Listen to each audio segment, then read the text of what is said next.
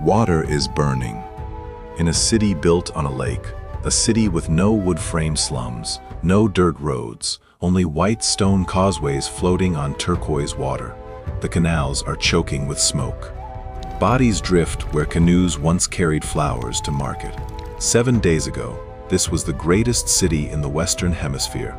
Bigger than Paris, bigger than London, bigger than any city the men now burning it had ever seen in their lives. By tomorrow, it will not exist. This is the story of the last 93 days of Tenochtitlan. The Aztec capital, and the most sophisticated city on earth in the year 1521. Not a story of muskets beating spears. That's the version you were taught. The real story is stranger, crueler, and far more human than that. Rewind 2 years. Tenochtitlan sits in the middle of Lake Texcoco, connected to the mainland by 3 great causeways wide enough for 10 men to walk shoulder to shoulder. 200,000 people live here. Fresh water arrives through a stone aqueduct. Sewage is carried away by canoe, collected and sold as fertilizer. The streets are swept daily, a luxury most European capitals wouldn't manage for another 300 years. At the center of it all rises the Templo Mayor, twin pyramids over 40 meters tall, painted blood red and sky blue, visible from every causeway leading into the city. The marketplace at Tlatelolco receives 60,000 people a day. Gold, jade, cacao beans used as currency, feathers from birds that don't exist anywhere else on the continent. And at the top of this entire civilization sits one man, Moctezuma II, 9th ruler of the Aztec Empire. A man who commands tribute from 38 provinces and 500,000 square kilometers. He believes his empire is eternal. He is wrong. And the men who will prove it are already on their way. But this isn't really Moctezuma's story. His story ends too early, and too quietly, to carry a tragedy this size. The person we need to follow is younger, sharper, and when the city finally falls, he will be the last man standing at its center, refusing to run. His name is Cuauhtémoc. In 1519, he's an 18-year-old noble, a cousin of the royal family, already known for his composure in a court full of ambitious men. He does not yet know that in 2 years, he will be the last emperor the Aztec people will ever crown. He does not yet know that his name will be one of the last things spoken in the old world, before a new one is built on top of it. In April 1519, word reaches Moctezuma of strange ships on the eastern coast. This isn't unprecedented. Coastal reports of unusual vessels have arrived before. Moctezuma sends gifts, as protocol demands. Gold discs, feathered shields, jaguar skins, hoping the visitors will simply leave, satisfied. The gold does the opposite. It confirms exactly what the visitors hope to find. Hernán Cortés, a minor Spanish nobleman with 500 men, 16 horses, and a fleet he's about to burn so his own soldiers can't retreat, reads the gifts correctly. This is not a poor land. This is the richest kingdom anyone from Europe has ever encountered. Moctezuma makes a decision that historians still argue about today.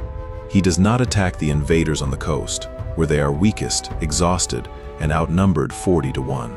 He waits. Some accounts say he believes Cortés may be connected to old prophecies about a returning god. Others say he simply miscalculates, the way every great power eventually miscalculates the moment its enemy is still small enough to crush. Either way, the crack is now open, and Cortés is already marching inland, recruiting as he goes. This is the part of the story most people never hear. Cortés doesn't conquer the Aztec Empire with 500 Spaniards.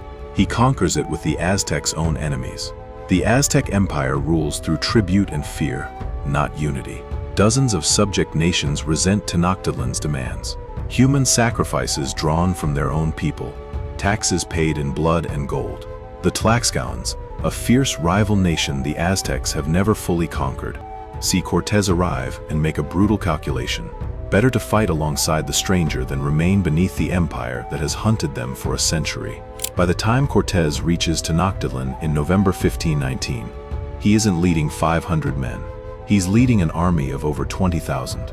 Tlaxcalan, Totonac, and half a dozen other nations who have waited generations for this exact moment. And astonishingly, Moctezuma lets them walk straight into the capital. He houses them in a royal palace. He gives Cortés gifts. Within days, in circumstances still debated by historians, Moctezuma is effectively a hostage inside his own city, a puppet emperor, ruling under armed guard while his empire watches in confusion. It will not last. In May 1520, while Cortés is away dealing with a rival Spanish force sent to arrest him, the Spaniards left behind make a catastrophic decision. During a religious festival at the Templo, hundreds of unarmed Aztec nobles are gathered, dancing, celebrating. The Spanish garrison, fearing an ambush that most historians believe was never coming, seals the exits and massacres them. When Cortés returns days later, he finds a city transformed.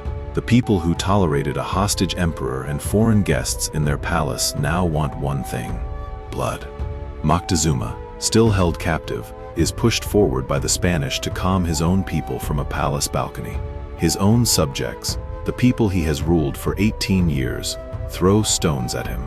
Within days, he is dead, killed either by his own furious people or by the Spanish who no longer find him useful. No one alive today knows which for certain. What is certain? The city rises as one. On what the Spanish will later call La Noche Triste, the Night of Sorrows, Cortés and his men are forced to flee across the causeways in darkness, cut down by the thousands as they carry stolen gold too heavy to swim with. Of roughly 1,200 Spaniards in the city that night, more than half die before dawn. Tenochtitlan has won, for now. Here is the part almost no version of this story tells properly. The Spanish did not defeat Tenochtitlan with swords. Not really. One of the men who fled the city that bloody night was carrying something far more dangerous than gold: smallpox, a disease the Aztec population has never encountered and has zero immunity against, begins spreading through the city within weeks. It doesn't discriminate between soldier and civilian, noble and servant. Historians estimate that within a single year, the epidemic kills anywhere from a third to half of the population of central Mexico.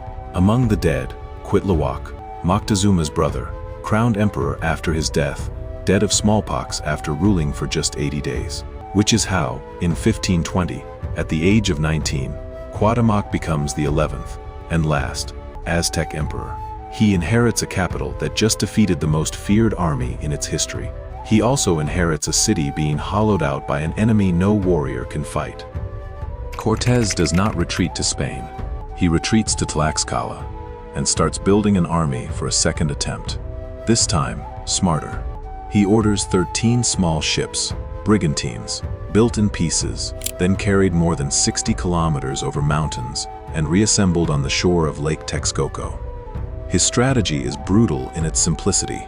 Cut off every causeway, cut off the aqueduct, starve the city that once fed 60,000 people a day at its own marketplace. In May 1521, the Siege of Tenochtitlan begins. Cuauhtémoc, now 20 years old, commands a city already weakened by disease, food shortages, and a population that has been fighting, mourning, and starving for over a year. And yet, for 75 days, the city does not fall. Aztec warriors fight from rooftops. They dig traps into the causeways, disguised with reed mats, to swallow charging Spanish horses. Cuauhtémoc personally leads counterattacks by canoe through the canals, striking the brigantines and vanishing before Spanish cannons can respond. But every week, the water supply grows more poisoned. Every week, fewer canoes bring food through the Spanish blockade. Survivors will later describe eating bark, insects, anything that can be chewed. By August, the districts still under Aztec control have shrunk to a fraction of the city. The dead are too numerous to bury. The living are too weak to fight. On August 13, 1521, day 93 of the campaign since Cortés first returned, Cuauhtémoc attempts to escape the city by canoe, likely hoping to reach allies and continue the resistance from elsewhere. He is caught on the water, brought before Cortés, and according to Spanish accounts, he places a hand on the conquistador's dagger and asks to be killed on the spot, rather than live to see what has become of his city. Cortés refuses. Cuauhtémoc will live 3 more years as a prisoner before eventually being executed on an expedition through the jungles of Honduras, accused, likely falsely, of plotting rebellion. Tenochtitlan, the greatest city the Western Hemisphere has ever built, falls on that same August afternoon in 1521. What remains is barely a city at all. An Aztec account, recorded decades later by surviving elders, describes the scene simply. Broken spears lie in the roads. The houses are roofless now, their walls red with blood. The shields of the warriors were its defense, but the shields could not save it. Of the roughly 200,000 people who lived in Tenochtitlan before the siege, historians estimate perhaps a quarter survived the combination of war, starvation, and disease. Cortés orders the city rebuilt directly on top of the ruins. Stones from the Templo Mayor are pulled down and used to build a cathedral. Canals are filled in. Within a generation, the water city that took 2 centuries to build is gone, replaced by what will become Mexico City. The empire that once collected tribute from 500,000 square kilometers no longer exists. The language, the culture, the memory, scattered into survival, forced into the edges of a new world, being built without asking anyone's permission. Today, if you stand in the center of Mexico City's main square, the Zócalo, you are standing almost exactly where the Templo Mayor once rose 40 meters into the sky. Beneath the modern streets, archaeologists have uncovered pieces of that original temple, foundations that survived 500 years buried beneath a civilization that tried to erase them completely. Every empire that has ever existed believed, in its golden years, that it would last forever. Tenochtitlan believed it too, a city so advanced, so wealthy, so seemingly permanent, that its own ruler waited 2 years too long to recognize the danger standing at his gates. It did not fall to superior weapons. It fell to disease no one could see, allies no one accounted for, and 93 days that no golden age, however magnificent, could survive.